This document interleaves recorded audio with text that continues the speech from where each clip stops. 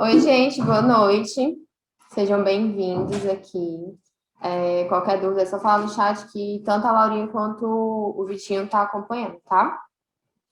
Primeiramente, por que que eu tô trazendo esse tema, né? Como o Vitinho já falou, a, a tendência é que a população envelheça bastante nos próximos anos. Eu trouxe uma pesquisa que é de 2017 e 2018, foi uma pesquisa realizada pelo IBGE, onde ela mostra justamente que a pirâmide etária está ficando invertida, ou seja, está nascendo menos gente do que está morrendo e, consequentemente, a população também tem aumentado a qualidade de vida, os recursos para farmácia, né, e a medicina também tem avançando, vem avançando bastante, e isso está fazendo com que a população tanto morra mais tarde, quanto tenha uma qualidade de vida maior. Então, aqui a gente pode observar que os idosos no Brasil, eles vão dobrar de número até 2042, segundo o IBGE. A gente pode acompanhar aqui, eu não sei se dá para ver... Dá não, né? A setinha? Acho que tem a canetinha aqui. Pronto. Vocês conseguem aqui observar que a população ela está envelhecendo, né? Essa faixa amarela é da população idosa de 60 a 90 anos. Então, a população idosa ela está crescendo. Em consequência, a população mais nova, né, que é de 0 a 14 anos, ou seja, crianças que estão nascendo até adolescentes, ela está diminuindo com o passar dos anos.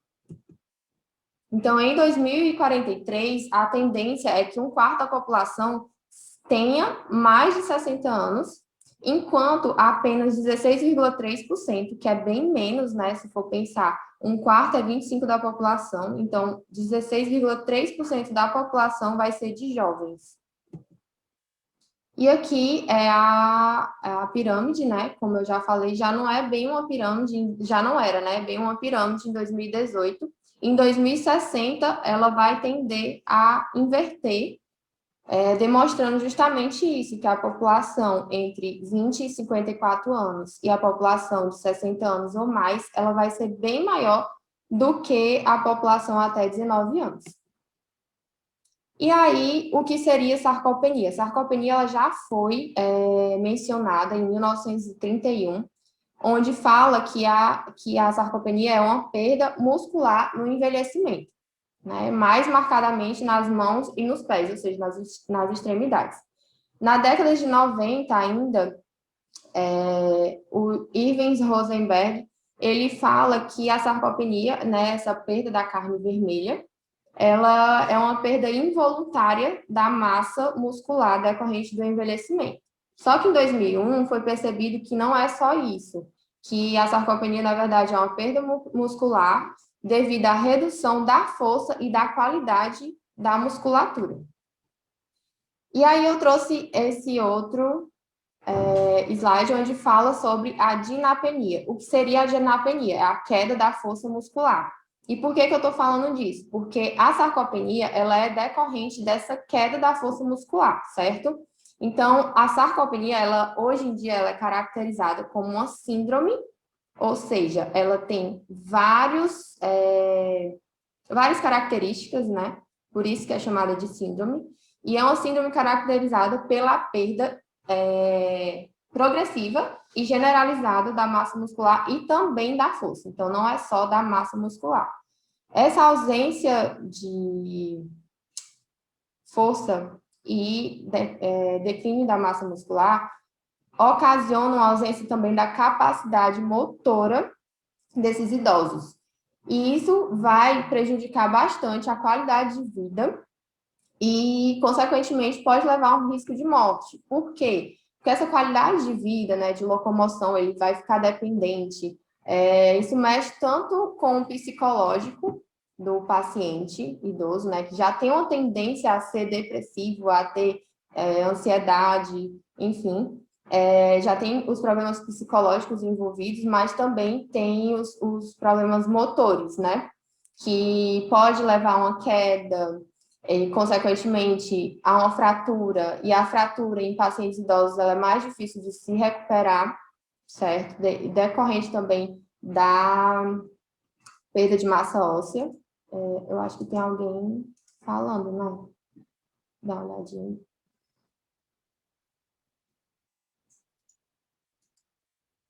E aí, o que é que vem primeiro, né? O ovo ou a galinha, brincadeira. Mas o que é que vem primeiro? A perda de força muscular ou a perda de massa muscular? Na verdade, o que vem primeiro é a redução da força. A redução da força muscular, ela ocorre de 2 a 5 vezes mais rápido do que a perda muscular. E a perda muscular, ela vai ser decorrente dessa perda de força muscular, certo? Então, é observado também que a sarcopenia, ela... Na verdade, a sarcopenia não, essa perda de massa muscular, ela acontece 1% ao ano, a partir dos 30 anos de idade, né? Então, já é em adultos jovens. E a partir dos 50 anos de idade, ela é mais rápida, ela chega a dobrar, né? Chega aos 2%. E essa sarcopenia, ela é tratável? Ela é prevenível? Sim, prevenível. Eu não sei nem se essa palavra existe, mas ela, a gente pode prevenir ou tratar a sarcopenia? Sim. De que forma? A gente vai ver, mas primeiro a gente precisa entender a patogênese da sarcopenia, que seria por onde, o que é que desencadeia essa sarcopenia, né? Além da perda de força muscular. Como é que eu vou perder essa força muscular? Primeiro, pode ocorrer a degeneração neuromuscular, alterações na rotatividade de proteínas musculares, alterações nos níveis hormonais e a sensibilidade, também sensibilidade à insulina, inflamação crônica e estresse oxidativo, que andam em conjunto, né? E também o comportamento e estilo de vida desse indivíduo. Obrigada. Pois é, depois eu mando, porque eu também estou. Então, a degeneração neuromuscular, ela nada mais é do que a atrofia das fibras musculares, especialmente as fibras do tipo 2. As fibras do tipo 2 é aquelas que é responsável principalmente pelo impulso, né? A resposta rápida de propulsão, né? Então, há uma diminuição também no número de unidades da medula alfa-espinal e acúmulo de gordura dentro do músculo. Então, o que é que vale ressaltar aqui? Que o neurônio Eu não copo água na fome. e é o neurônio que manda o sinal para a contração muscular. Então, com essa falha do neurônio, também há uma falha na contração muscular. Consequentemente, vai prejudicar. Ai, gente, eu me desconcentrei, vocês ficaram brincando.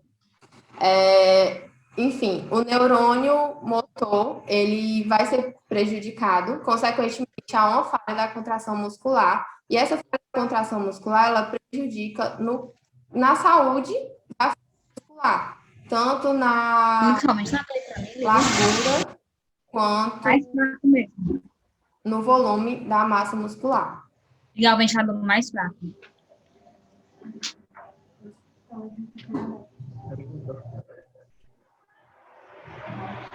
Então, continuando, a degeneração neuromuscular, né? Eu estava falando sobre a questão da musculatura.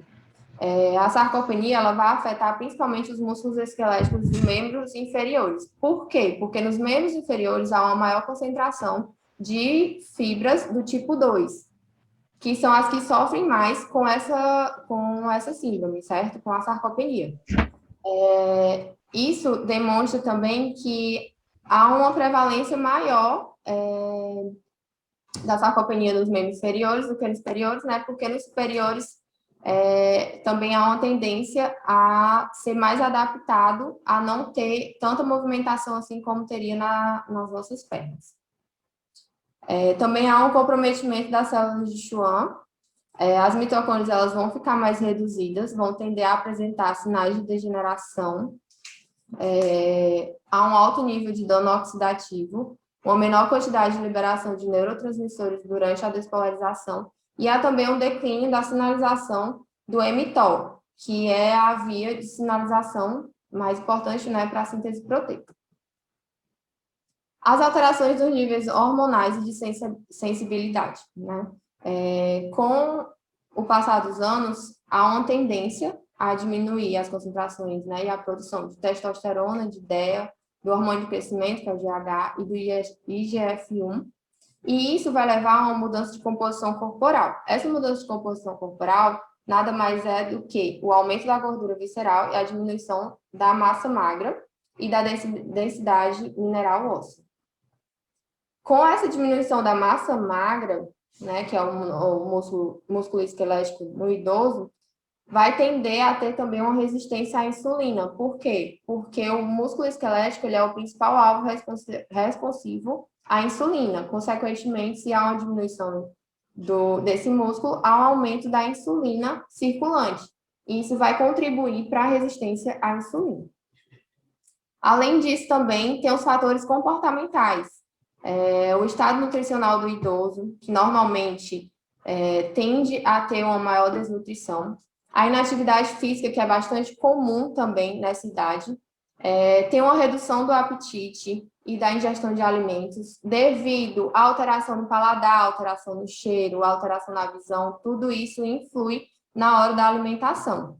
E também tem a questão digestiva, né, que vai ser prejudicada ao longo dos anos, porque tanto para engolir, né, para mastigar é difícil, quanto também na absorção lá no intestino. Isso também vai acontecer a diminuição dos níveis e funções do neuropeptídeo Y no sistema nervoso central, certo? Ou seja, esse paciente ele já tende a comer menos e já tem uma absorção reduzida, que acarreta, né, uma desnutrição. Posteriormente, essa desnutrição pode trazer a sarcopenia. Como eu avaliaria um paciente idoso, né? Além de observar a mastigação, a dentição, se ele faz uso de prótese ou não, se ele mastiga bem, né? Tem que observar a disfagia e a adenofagia, que seria o processo de engolir, né? Se ele sente dor ao engolir, se ele tem facilidade ou não. A digestão também tem que ser avaliada e o hábito intestinal. Tudo isso vai contribuir ou não para a nutrição do paciente, certo? Existe também a fórmula para o percentual de gordura e para a massa muscular, que é o percentual de gordura tem duas fórmulas. Para idosos, é a fórmula de Deurenberg, e para idosas seria a fórmula de Gonçalves. Tudo isso vocês podem pegar lá no material extra do módulo. É o módulo 5, bônus 6. Acho que é no bônus 5 ou 6. Lá tem todas as fórmulas, inclusive essas do paciente idoso, certo? Que pode ser utilizada. E também tem que avaliar a força desse paciente por meio do dinamômetro. Esses 3 parâmetros, eles são bastante utilizados para avaliar a obesidade sarcopênica. Além disso, é importante ver circunferência de cintura, abdômen, quadril e panturrilha. Panturrilha é a principal circunferência para ver desnutrição no paciente idoso. Além de outros parâmetros físicos, como a musculatura aqui do polegar e temporal e a do maxilar. Quase não sai. Porque aqui, justamente, a gente consegue ver se ele já perdeu essa habilidade de mastigar. Porque se diminuir a mastigação, também vai diminuir essa musculatura. Então, o estilo de vida não saudável, ele vai favorecer tanto a obesidade quanto a sarcopenia. A sarcopenia também, né, vai ser decorrente do envelhecimento, a patologias, mas a sarcopenia, ela também pode ser encontrada quando a pessoa fica imobilizada por bastante tempo, então mas não é o foco da aula de hoje, né? Além disso, a obesidade, ela também pode alterar o padrão hormonal, certo? A sarcopenia, ela pode levar a quedas, fraturas, caquexia, diminuição da lipólise, da capacidade oxidativa, do suprimento de aminoácidos, e da taxa metabólica basal, além de prejudicar o metabolismo glicêmico. A obesidade, ela pode levar a um estresse inflamatório, diminuição da alteração do apetite, na verdade. Uma gordura ectópica, que é a gordura encontrada nos nossos órgãos, né? Intolerância ao exercício, e tudo isso se combina e interfere uns fatores interferem nos outros, né? Então, a sarcopenia pode levar à obesidade, a obesidade também pode levar à sarcopenia, certo? E quando se tem isso, é chamado de obesidade sarcopênica. Pessoal, como a Morgana explicou, aí vocês podem ver que a questão da massa muscular é muito além daquela questão estética, né? Quando a gente está falando principalmente do paciente idoso. Percebam o quanto a redução de massa muscular pode causar no metabolismo, levando até a obesidade. Por exemplo, vocês já podem ver que o músculo, a saúde muscular está totalmente relacionada à saúde óssea. Se o paciente idoso tem uma queda da massa muscular da perna, principalmente de fibras do tipo 2, né, que dá potência, como é que ele vai ter força para evitar uma queda caso ele se desequilibre? Aí ele cai, o osso está bem fraquinho e quebra. Aí passa um tempão no hospital. Além disso, também vai ter a queda da lipólise, né? Já que o músculo é um dos maiores tecidos do nosso corpo. Você reduzir essa massa magra tanto vai prejudicar a queima de gordura quanto até mesmo o controle glicêmico.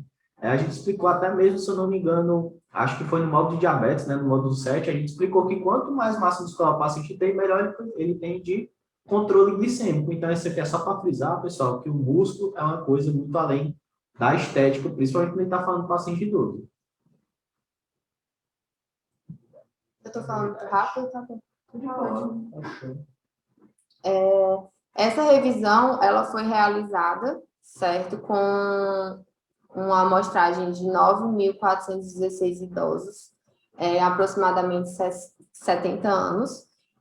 São estudos de prevalência de sarcopenia em condições médicas já diagnosticadas, com exclusão das doenças crônicas, né, não transmissíveis, como obesidade, hipertensão, onde houve mensurações da massa muscular por imagem de ressonância, tomografia computadorizada, DEXA, bioimpedância, antropometria. Foi mensurado hand grip, que é a força de aperto pelo dinamômetro, eu ia falar adipômetro, a força de extensão e flexão do joelho. Além disso, a performance física, que ela é bastante avaliada pela capacidade desse paciente de andar, né, em linha reta, de se equilibrar, botando um pé na frente do outro, também de levantar e sentar na cadeira, e a necessidade de um auxílio durante esses processos. Então, tudo isso é avaliado. E foi observado que há uma prevalência de 17% de sarcopenia nesses pacientes, o que é um índice bastante considerável, se a gente pensar, né? Que isso vai melhorar ou piorar a qualidade de vida do paciente. Então, como avaliar, né? Pela força muscular do dinamômetro, desempenho físico, que ele pode ser avaliado pela velocidade da marcha usual, que era o que eu já estava falando, né? E a bateria de desempenho físico curto, que seria a capacidade de ficar com os pés juntos, com os pés separados, semi-tandem, tandem, que é a capacidade de botar um pé na frente do outro, tempo para andar e para levantar da cadeira. Existem alguns tipos de sarcopenia, certo?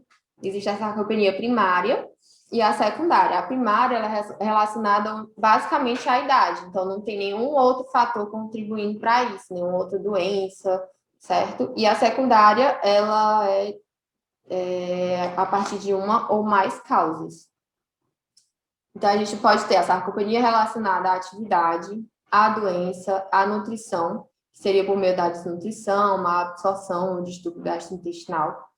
E tem 3 tipos de sarcopenia também, que é a pré-sarcopenia, que é só, unicamente, massa muscular prejudicada, a sarcopenia, que é massa, força ou performance, e a sarcopenia severa, que seriam os 3 parâmetros, né? A massa, a força e a performance já é prejudicada. Então, aqui já é bem grave, ele já tem uma perda significativa da massa muscular. Pessoal, essa performance que tem aí no slide é uma coisa que é muito além da performance de atividade física. Tem a ver com realmente as capacidades funcionais daquele idoso. Vamos supor, a capacidade que ele tem de se levantar sozinho, de andar sozinho, entendeu? São capacidades que vai dar independência para o paciente idoso. Então, quando ele tem um processo de sarcopenia, ele vai ter um aumento da dependência, ele vai depender de outras pessoas para fazer as atividades cotidianas, certo? Isso aí para o paciente idoso é um saco e também está muito relacionado aí à hospitalização, morte e tudo mais. Aí o paciente idoso, quando ele é hospitalizado, né, ele já fica com a massa magra ainda mais prejudicada, porque ele fica imobilizado e paralisado por bastante tempo, né? Isso é bastante perceptível. Então, em uma semana, ele já tem uma perda considerável de massa magra e de psicológico.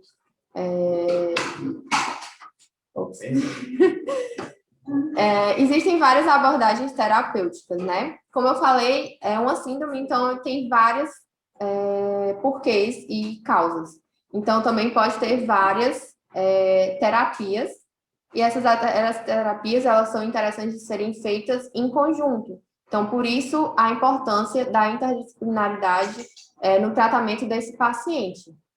Seja com médico, educador físico e nutricionista em conjunto. Então, eu vou focar basicamente na nutrição, né? Gente, falta 10 minutinhos aqui. Eu continuo? Continuo, né? Então, se cair, vocês já sabem, é pausa pro lanche, viu? Recreio. Então, a sarcopenia, ela pode ser tratada, né, por hormônios, pode ser tratada por meio da atividade física e, principalmente, também da nutrição, certo? O exercício físico foi observado que o treinamento de resistência e o treinamento aeróbico, ele é capaz de aumentar a força muscular e melhorar a função física desse paciente. A Laurinha está dizendo que o bonequinho parece o pai dela, mas... E essa inatividade física, né, e a doença, ela é bastante presente no paciente idoso. Então, se fazer uma atividade física, né, ela vai além do que a estética, como o Vitor estava falando, porque é importante a gente tentar manter e preservar o máximo dessa massa magra a partir de hoje, né? Então, a gente que é jovem tem que começar agora, que é para justamente evitar e retardar o processo de envelhecimento e perda de massa magra. E, pessoal, entrando na parte da educação física, claro que não é o nosso propósito aqui falar de treino e tudo mais, que isso é com o educador físico, mas o paciente idoso, ele tem que e deve pegar peso. Não é treininho leve, não é, o senhorzinho, vou botar os pesos coloridos. Não é isso, pessoal. O paciente idoso tem que treinar e tem que treinar pesado, porque esse levantamento de peso, né, com alta tonelagem, que vai fazer a manutenção até mesmo da massa óssea. Para você ter uma melhora da densidade óssea, tem que ter peso realmente pesado, entendeu? Não adianta ficar com o pezinho colorido pensando que isso aí é ótimo para a saúde. Mas não é o ideal, beleza? E isso aí é mais importante até mesmo para mulheres pós-menopausadas, que já tem uma queda da densidade óssea, se não treino pesado, o osso fica bem fraquinho. Vou dar exemplo da minha mãe. Se a minha mãe levar uma quedazinha besta, ela quebra um osso. Ela já quebrou bem 4 vezes já. Isso aí porque, enfim, né, por causa de esse tempo de pau, não adianta falar. Mas é só a título ilustrativo, tá? Em relação à nutrição, né? Como eu vinha falando, o paciente idoso, ele é comum apresentar essa desnutrição, né? Devido à dificuldade, tanto de ingestão quanto de metabolização do nutriente. Ele vai ter uma ingestão reduzida de alimentos, ele vai ter um apetite menor, os hábitos alimentares ficam completamente alterados, eles têm uma dificuldade de digerir carnes, principalmente a carne vermelha, né, porque as outras são mais fáceis de digerir, mas essa dificuldade traz outros problemas, então eles tendem a rejeitar esses tipos de alimentos. E a gente vai ter algumas principais estratégias, que são as mais mencionadas, que é o aporte correto de proteínas, a vitamina D, a creatina e antioxidantes para trabalhar em cima do estresse oxidativo.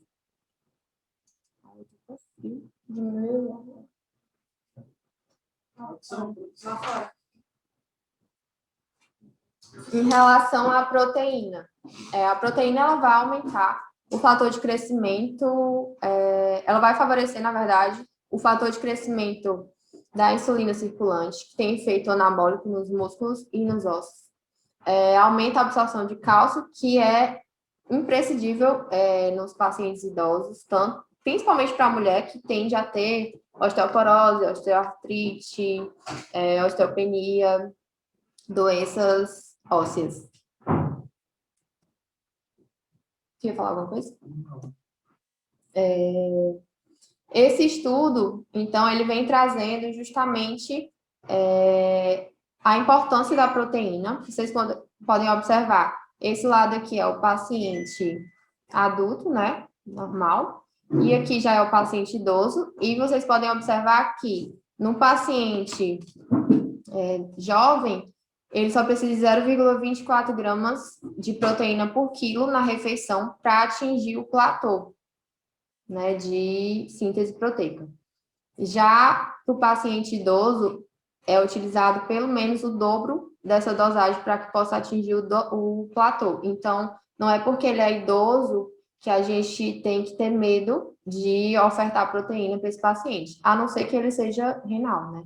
Eles são um dos principais macronutrientes mais deficientes que eu peguei esse idoso na faculdade, mais deficientes que eles não consomem. Uhum. E, às vezes, nesse caso, é muito necessário uma suplementação para dar esse aporte proteico para eles. Eu vejo muita dificuldade de comer carne, frango, ovo, e mesmo pelos meus avós, pelos avós da minha namorada, soja, dificuldade de mastigação, de digestão, e tudo isso eles já começam a rejeitar a proteína. Também. Não é muito cultural. Por exemplo, quando eu atendi o paciente idoso, é sagrado. Whey protein, sagrado. Praticamente todo. Whey creatina e às vezes ele tinha um HMB em algumas condições. Aí, no caso, vocês podem tentar estimular ao máximo o paladar desse whey protein, botando uma vitamina, alguma coisa assim, botando um leitezinho também. Porque vocês vão ver, pessoal, que é muito difícil atingir essa recomendação do paciente idoso. Vocês podem ver que eles precisam de mais. A Morgana explicou todas as alterações metabólicas que vêm com o passar da idade. E é devido a essa resistência ao estímulo anabólico que faz com que o paciente idoso precise de quase o dobro de proteína para atingir o máximo de síntese proteica. Então, você pode usar um sorvetezinho de banana, alguma receita assim com whey. Por exemplo, as pacientes idosas dão um bom valor, uma proteínazinha. Docinho. E aí, por exemplo, quando vocês forem colocar almoço, jantar, esse tipo de refeições, seria interessante você introduzir algum alimento ácido, já que ele tem a hipocloridria, né? Já tem dificuldade de digestão de proteínas, aí vocês podem colocar um limãozinho em cima da comida, uma fruta com vitamina C, né, que é mais ácida, o próprio vinagre, vinagrete, para dar uma ajudada, né, na digestão.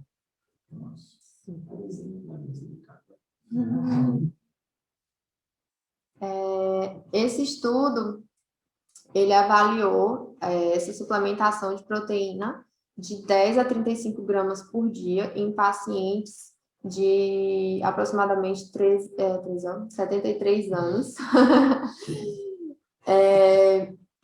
E foi observado que a intervenção, ela ocorreu, né, uma melhora da massa magra, só que esses resultados são obtidos só a partir de 6 meses de duração.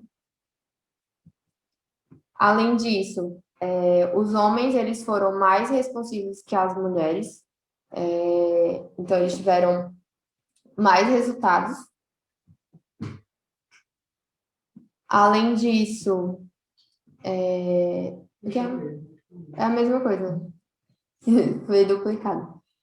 Teve os melhores resultados, né, após 6 meses, e basicamente eles observaram que a proteína, junto com o treinamento de força, né, que é o que a gente já vem falando, teve efeito positivo sobre a composição corporal, a força muscular, a mobilidade física em idosos, incluindo os com sobrepeso e obesidade, que é bastante importante também ver essa questão de sobrepeso e obesidade em pacientes idosos, principalmente por causa da gordura que se acumula principalmente na região central do abdômen, né?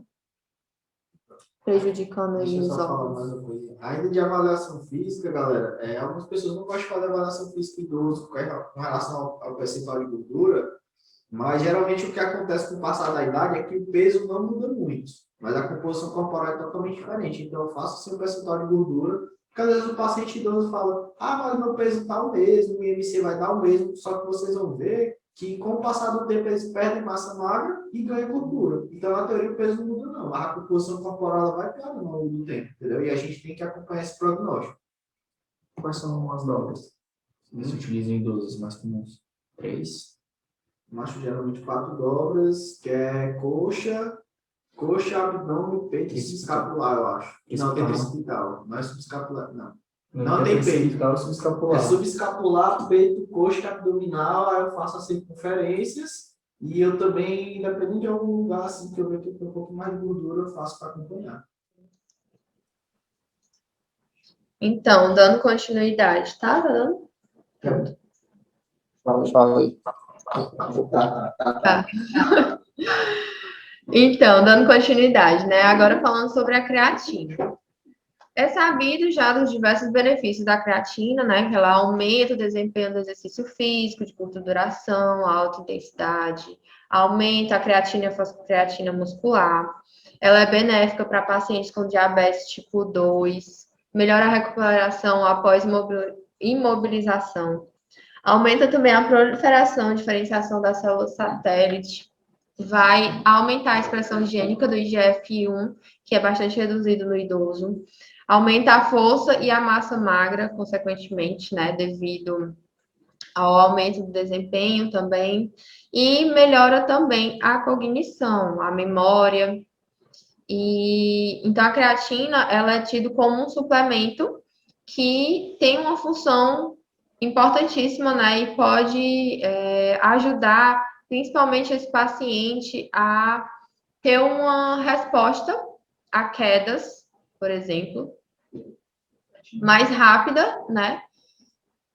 E eu trouxe um estudo onde fala também que essa creatina ela não altera os marcadores de função renal, como a creatinina sérica e a ureia plasmática em pacientes sem patologias, né? Sem ser um paciente renal, que na maioria dos estudos é em pacientes não renais. Não houve alteração também na taxa de filtração glomerular após a suplementação da creatina, então é um suplemento seguro. E é observado também que ela pode atuar no ganho de massa magra em pacientes, né, que são idosos, como demonstra aqui esse estudo. Quer falar alguma coisa?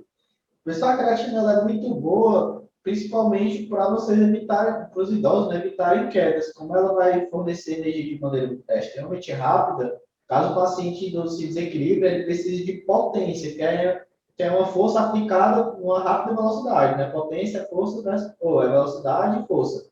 Então, a creatina vai ajudar nessa potência para fazer o paciente idoso que se desequilibrou se manter em pé, tá?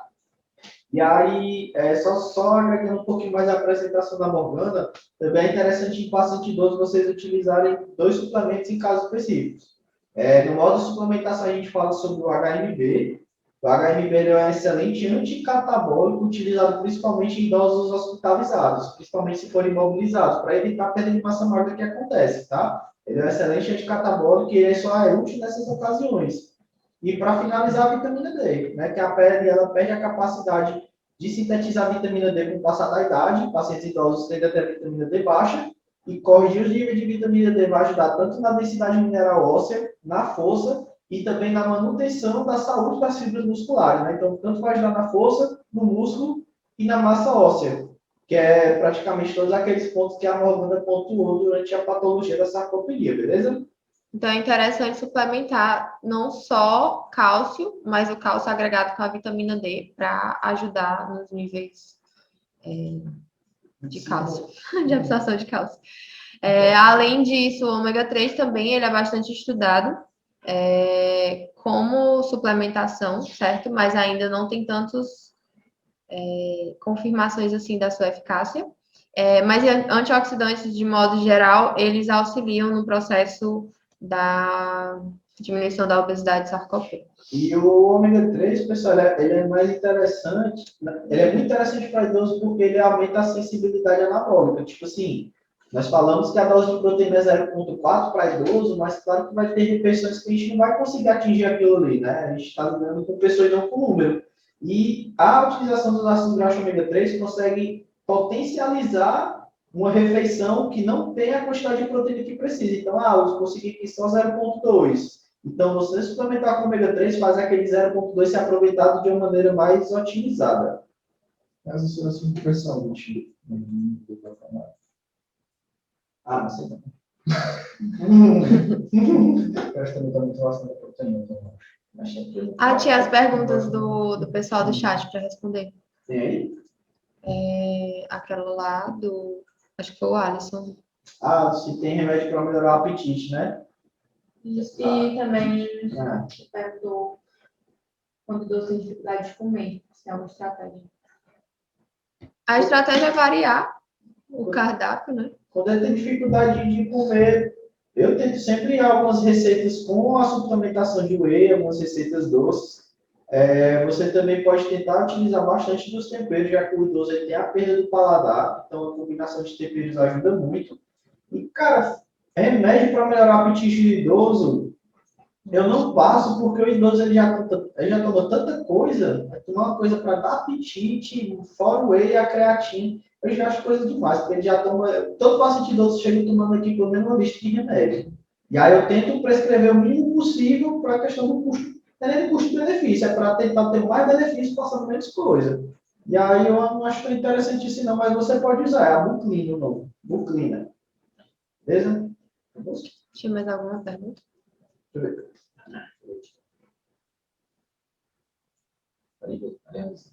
Gente, ficou alguma dúvida? Vocês querem perguntar alguma coisa sobre algum nutriente específico? Se sim, só botar aí no chat que a gente está dando uma olhadinha agora.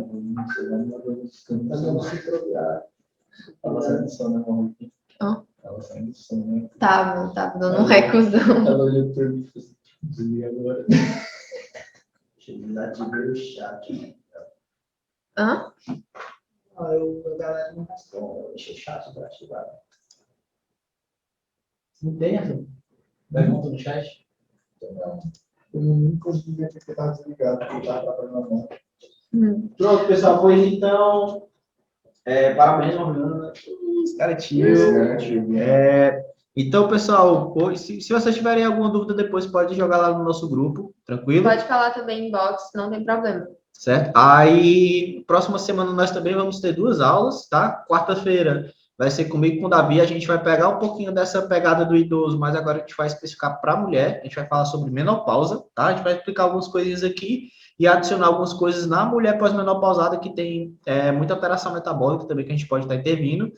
E aí, quinta-feira vai ser uma aula da Séfora, a Séfora Santiago, nutricionista aqui da Evolute Clínica, vai ser uma aula mais direcionada, vai ser uma aula mais direcionada para a prática, beleza, pessoal? Não vai ser mais essa pegada de artigo, não, a Séfora vai explicar dicas de anamnese, quais perguntas fazer, como se comunicar, enfim, ela vai dar aí o beabá da prática dela, que eu acho que vai ser uma aula aí hiper mega produtiva para vocês poderem aprender com uma profissional que tem uma grande rotatividade, né, de consultório. Então, nada melhor do que aprender com quem já está aí na pegada há muito tempo.